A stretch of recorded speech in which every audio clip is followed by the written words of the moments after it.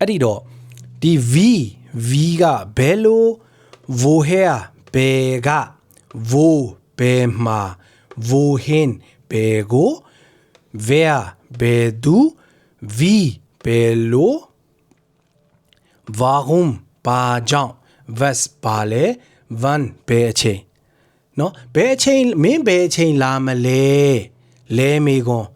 ဘယ်အချိန်ဖြစ်တဲ့အတွက် wann ကိုသုံးမယ် wann kommst du လွယ်လေးဘယ်အချိန်လာမလဲလဲမေကွန်ဖြစ်တဲ့အတွက် wann ကဘယ်အချိန် wann kommst du မင်းဘယ်အချိန်လာမလဲ wh မေကွန်ဘယ်အချိန်လာမလဲနော်ပြီးတော့မင်းဘယ်မှာလဲမင်းဘယ်မှာဖြစ်တယ်လဲ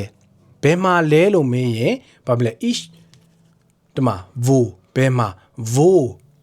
ဒူးဆိုရင်ဖြစ်ဒီအုပ်စုကဘာလဲဒူးဆိုရင် bis နော် ich ဆိုရင် bin ခုနပြောပြီးသားဇိုင်အုပ်စုတွေမှာအဲ့တော့ဖြစ်ဒီအုပ်စုတွေဖြစ်တဲ့တော့မင်းဘယ်မှာဖြစ်တယ်လဲလို့မေးတာပဲ wo bist du မင်းဘယ်မှာလဲ wo ဘယ်မှာမင်းကိုမေးတဲ့အတွက် bis ဖြစ်တယ် ich ဆိုရင် bin ဖြစ်တယ်အဲ့တော့ wo bist du wo bist du မင်းဘယ်မှာလဲဘယ်မှာလဲငါဆိုပြန်ဖြစ်တယ် ich bin ငါဖြစ်သည် ich bin in Marienplatz ich bin in Stachus ငါ Stachus မှာအခုငါအခု Stachus မှာ ich bin in Stachus ich bin in Marienplatz ich bin in Isartor ich bin in Zannerlinger Tor ich bin in Kiefergarten ich bin in Odeonplatz ဘယ်လိုပဲပြော wo bist du ဖြစ်တာအောင်မေးရနော်မင်းဘယ်မှာဖြစ်လဲမင်းဘယ်မှာလဲမင်းဘယ်မှာလဲ wo bist du ဘယ်မှာလဲလို့မေး ich ဖြစ်တဲ့အတွက်ဖြစ်ဒီအုပ်စုဖြစ်တဲ့အတွက် ich bin in Marienplatz ငါ Marienplatz မှာဖြစ်တယ် ich bin ရှေ့ကနေရာရဲ့ရှေ့မှာဒီနေရာပြပုတ်လေးတွေထည့်ပေးရတယ် ich bin in Marienplatz အဲ့လိုမှမဟုတ်ဘဲနဲ့ ich bin Marienplatz ဆိုရင်ငါ Marienplatz ကြီးဖြစ်သွားလိမ့်မယ်နော်ဆိုတော့ ich bin Kiefergarten ဆိုရင်ငါ Kiefergarten ကြီးဖြစ်သွားလိမ့်မယ်အဲ့ဒီတော့ဖြစ်တည်နဲ့တွဲပြီးဆိုရင်အမြဲတမ်းဒီနေရာပြပုတ်လေးတွေ ich bin in Marienplatz နော် ich bin in Yangon ငါဟာ Yangon မှာဖြစ်တယ် wo bist du မင်းဘယ်မှာလဲ wo bist du jetzt ကအခုကိုပြောတာ wo bist du jetzt မင်းဘယ်မှာလဲအခုအဲ့လိုဆိုရင် ich bin in Yangon ငါ Yangon မှာဖြစ်တယ်အခု ich bin jetzt in Yangon ငါ Yangon မှာအခုနော်ဒါပေမဲ့ ich bin Yangon လို့တော့မရဘူး ich bin Yangon ဆိုရင်ဘာဖြစ်လဲ ich bin ကိုနဲ့အတူတူပဲ ich bin မောင် ich bin အောင် ich bin ဇော်နဲ့အတူတူဖြစ်သွားလိမ့်မယ်ငါ Yangon ကြီးဖြစ်သွားလိမ့်မယ်အဲ့တော့ကိုပြောချင်တဲ့နေရာဆိုရင် wo နဲ့အမိထားတဲ့အတွက်ဒီနေရာဖြစ်တဲ့အတွက် in ich bin in Yangon ich bin in Bangkok ich bin in Kuala Lumpur ich bin in Singapore နော် in ထည့်ပြရတယ် ich bin Singapore ich bin Kuala Lumpur လို့မရအောင်ငါ Kuala Lumpur ကြီးငါ Bangkok ကြီးဖြစ်သွားလိမ့်မယ်နော်အဲ့တော့ wo bist du bis ဖြစ်ဒီအုပ်စုဆိုတော့ကြောင့် ich bin နဲ့ပြန်ဖြေတယ်နော်အဲ့ဒါက wo နဲ့မေးတာ wie ဘယ်လို woher ဘယ်က wo ဘယ်မှာ wohin ဘယ်ကို wer ဘယ်သူ warum ဘာကြောင့် was ဘာလဲ wann ဘယ်ချိန်လဲ wann kommst du မင်းဘယ်ချိန်လာမှာလဲ ich komme um 13 Uhr နော် wann kommst du မင်းဘယ်ချိန်လာမှာလဲ ich komme um 13 Uhr ငါနေ့လေတနာရီလာမယ် ich komme um 13နာရီမလို့ရှိမှာ um ထဲတယ် um 13 Uhr ဆိုတော့1 o'clock ပေါ့အင်္ဂလိပ်လိုကြတော့တနာရီ Uhr နော် Uhr wann kommst du du မလို့ kommst တုံးတယ် wann ကအချိန် w လဲမေးခွန်းထွက်တယ် wann kommst du ဘယ်ချိန်လာမှာလဲ ich komme um 13 Uhr ငါ73နာရီလာမယ်နေ့လယ်တနာရီလာမယ်เนาะ wann เนาะ was ကဘာလဲ was ist das အဲ့ဒါဘာကြီးလဲ was ist das အဲ့ဒါဘာလဲ what is it was ist das ဒါဘာလဲဒါဘာဖြစ်လဲဒါဘာကြီးလဲဒါဘာဖြစ်လဲဆိုတော့ဖြစ်ဒီအုပ်စုတွေမှာပါတဲ့အတွက် was s က was is das လို့သုံးလို့ရတယ် was is s လို့သုံးလို့ရတယ် s ကအတူတူပဲ was is s တော့ဒါဘာကြီးလဲထိုးရအဲ့ရပါလဲဆိုတော့ထိုးရဖြစ်နေတဲ့အတွက် ဇိုင်းအုပ်စုဖြစ်တဲ့အုပ်စုမှာ is နဲ့သွားတယ် was ist das နော်နောက်တစ်ခု warum kommst du မင်းဘာဖြစ်လို့လာတာလဲ warum gehst du ဘာဖြစ်လို့သွားတာလဲဘာကြောင့်သွားတာလဲ warum gehst du ဘာကြောင့်သွားတာလဲ warum kommst du ဘာကြောင့်လာတာလဲနော် warum ဘာကြောင့်ဒီ warum နဲ့မင်းအင်္ဂလိပ်လိုလည်းအတူတူပဲ why နဲ့မင်း because နဲ့ဖြေရမယ်ဘာလဲအင်္ဂလိပ်မှာလည်းအတူတူပဲ why နဲ့မင်းဘာကြောင့်လို့မင်းအဘဲကြောင့်ဆိုတော့နဲ့ပြန်ဖြေရမယ်ဒီ warum လဲဂျာမန်လည်းအတူတူပဲ warum နဲ့မင်း WEIL why နဲ့ပြန်ဖြေရမယ် because ပဲအတူတူပဲဒီ why ကအဘဲကြောင့်ဆိုတော့နဲ့ပြန်ဖြေရမယ် why နဲ့ပြန်ဖြေရင် main verb ကနောက်ဆုံးမှရောက်တယ်နော်အမြဲတမ်းမှတ်တာ warum နဲ့မင်း why နဲ့ဖြေရတယ်ဘာကြောင့်လို့မင်းအဘဲကြောင့်ဆိုတော့နဲ့ပြန်ဖြေရတယ် why နဲ့မင်း because နဲ့ဖြေတယ်လို့ပဲ warum နဲ့မင်း why နဲ့ဖြေရတယ်တိုးပေမဲ့ main verb ကနောက်ဆုံးမှာ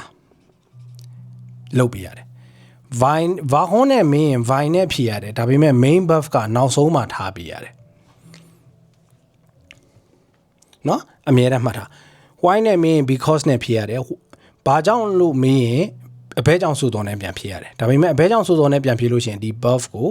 နောက်ဆုံးမှာထားပြရတယ်ဒီ why ကိုရှေ့ဆုံးမှာထား why ပြီးရင် subject လာမယ်ဒီနေရာပြပုတ်လာမယ် verb ကိုနောက်ဆုံးထားဘာတွေညာတွေအကုန်လုံးတောင်းပြောင်းထွေလာတွေအချိန်ပြပုတ်တွေဘာတွေညာတွေကိုဒီထဲမှာထည့်အမြဲတမ်းဒီ verb ကိုနောက်ဆုံးမှာထား why နဲ့ပြန်ဖြေရမယ် warum နဲ့မင်း why နဲ့ပြန်ဖြေပြီးဒီ verb ကိုနောက်ဆုံးမှာထားဒီအလဲကောင်မှာကြိုက်တာထည့်ပလုံစီနေအောင်ထည့်ပြ verb ကတော့ဘာဖြစ်ရမလဲနောက်ဆုံးမှာရှိကိုရှိရမယ်အဲ့ဒါလေးချွင်းချက်အနေနဲ့မှတ်ထားမယ်နော် was ist das ဒါပါလဲနော်ဘာဖြစ်တယ်လဲနော် wie ဘယ်လို wie heißt du ဒူဖြစ်တဲ့ heißen ကနာမည်အမည်နာမကိုပြောတာငါနာမည်ဘယ်လိုခေါ်ပါတယ်ခေါ်ဆိုတာနော် ich heiße အောင်ငါနာမည်ငါအောင်လို့ခေါ်ပါတယ် ich heiße အောင်ငါအောင်လို့ခေါ်တယ် ich heiße မောင်ငါမောင်လို့ခေါ်တယ် heißen က ich နဲ့တွဲလို့ heiße ဖြစ်တယ်ဒူနဲ့တွဲလို့ heiß ဖြစ်တယ် s နဲ့တွဲလို့ heißt ဖြစ်တယ်ပြီးတော့ via heißen ဖြစ်တယ် ia heißt ဖြစ်တယ် sie heißen ဖြစ်တယ်တပုံစံနဲ့ပဲဒီပုံစံတိုင်းပဲကျွန်တော်ချမိတော့ whiteboard ကသေးနေလို့ heißen ဆိုတဲ့ခေါ်ဆိုသည်ဆိုတဲ့ဟာလေဒီပုံစံတိုင်းပဲပြော ich နဲ့တွဲ heiße ဒူနဲ့တွဲ heißt เนาะအဲ့လိုဖြစ်တဲ့အတွက်ဘယ်လိုနာမည်ဘယ်လိုခေါ်တယ်လဲ wie heißt du เนาะဒီလူကြီးလူကောင်းမေးမယ်ကိုနဲ့မသိဘူးရုံးကလူကြီးကိုအထက်လူကြီးမန်နေဂျာနာမည်မသိလို့မေးမယ် wie heißen sie wie heißen sie လူကြီးလူကောင်းမို့လို့เนาะဒီ main verb ကို command ကိုလည်း command ပြန်ရေးတယ်ဒီမှာ heißen မို့လို့ဒီမှာ heißen ပြန်ရေးတယ် sie ပြန်ရေးတယ် wie heißen sie မင်းကခမကြီးနာမည်ဘယ်လိုခေါ်ပါတယ်လဲခမเนาะဒူနဲ့တွဲမယ်ဆိုရင် heißt ဒီမှာ st ပေါင်းထားတယ် heißen ကိုเนาะဒါကိုစားကျွန်တော်အစားထိုးပြီးပြောပေးတာ whiteboard ကဟိုဖြတ်လို့ရေးလို့မလွယ်လို့အဲ့တော့ဒီမှာ do နဲ့တွဲလို့ heißt ဖြစ်တယ်အဲ့တော့ wie heißt du မင်းနာမည်ဘယ်လိုခေါ်လဲပြန်ဖြေမယ် ich heiße ဒီမှာမဲတွေ ich heiße အောင်ငါနာမည်အောင်လို့ခေါ်ပါတယ် okay နောက်ပြီးတော့ဒါ wie เนาะဘယ်လို wie heißt du wie heißen sie လူကြီးမင်းနာမည်ဘယ်လိုခေါ်ပါလဲခင်ဗျာ wie heißen sie wie heißt du ich heiße ich heiße မောင်ငါနာမည်အောင်လို့ခေါ်တယ်ငါနာမည်မောင်လို့ခေါ်တယ်เนาะ wer ဘယ်သူ who နဲ့အတူတူပဲ wer bist du ခုနပြောသလိုပဲဇိုင်းအုပ်စုတွေမှာ do က bist နဲ့အများအားတွဲတယ်မေးခွန်းလုပ်ချင်တယ်လဲမေးခွန်းလုပ်ချင်တယ်ဖြစ်တဲ့အတွက်မင်းကဘယ်သူလဲဟော who are you တဘောကမင်းဘယ်သူလဲ wer bist du เนาะतू ကဘယ်သူလဲလို့မေးချင်တယ် wer ist er तू ဘယ်သူလဲ wer ist sie तू မဘယ်သူလဲ wer ist sie နဲ့ as တရဲ့ဇိုင်းအုပ်စုတွေမှာ is နဲ့တွဲတယ်เนาะ do ဆိုရင် bis နဲ့တွဲတယ် ich ဆိုရင် bin နဲ့တွဲတယ်เนาะ wer bin ich ငါဘယ်သူလဲ wer bin ich ငါဘယ်သူလဲ wer bin ich wer bist du wer ist er wer ist sie เนาะ wer sind wir ငါတို့ကဘယ်သူတွေလဲမေးခွန်းနေ wer ဘယ်သူเนาะ wer bist du ich bin Mo wer bist du မင်းဘယ်သူလဲလို့မေး ich bin ငါဟာ Mo ငါဟာကိုငါဟာဇောဇော ich bin ဇောဇော wer bist du wer ဒူနဲ့တွဲလို့ဇိုင်းအုပ်စုမှာ bist နဲ့တွဲတယ် wer bist du ပြန်ဖြေမယ် ich bin ငါဖြစ်သည်အုပ်စုဆိုင်အုပ်စုမှာ ich က bin နဲ့တွဲတယ် ich bin စောစောငါစောစောဖြစ်သည်အဲ့လိုတွဲတယ်နော် wohin gehst du မင်းဘယ်ကိုသွားမှာလဲ wohin gehst du နော် wohin gehtသူဘယ်သွားမှာလဲ wohin geht sie သူမဘယ်သွားမှာလဲ wohin gehen wir gehen ဖြစ်သွားတယ် wohin gehen wir ငါတို့ဘယ်သွားမလဲဘယ်ကိုသွားမလဲ wo ဘယ်မှာ wo bist du မင်းဘယ်မှာလဲ ich bin in Yangon ich bin Yangon မဟုတ်ဘူး ich bin in Yangon နော် woher kommst du မင်းဘယ်ကလာတာလဲ woher kommtသူဘယ်ကလာတာလဲ woher kommt sie သူမဘယ်ကလာတာလဲ woher kommen wir ငါတို့ကဘယ်ကလာတာလဲ woher ဘယ်ကနော် v ဘယ်လိုခုနဒါတွေကပြောပြီးသားအဲ့တော့အချင်းချုပ်အနေနဲ့က w နဲ့မေးတဲ့မေးခွန်းတွေကလဲမေးခွန်းတွေဖြစ်ပြီးတော့ဒီလို main verb တွေကိုရှေ့ဆုံးကတင်ပြီးမေးမယ်ဆိုရင်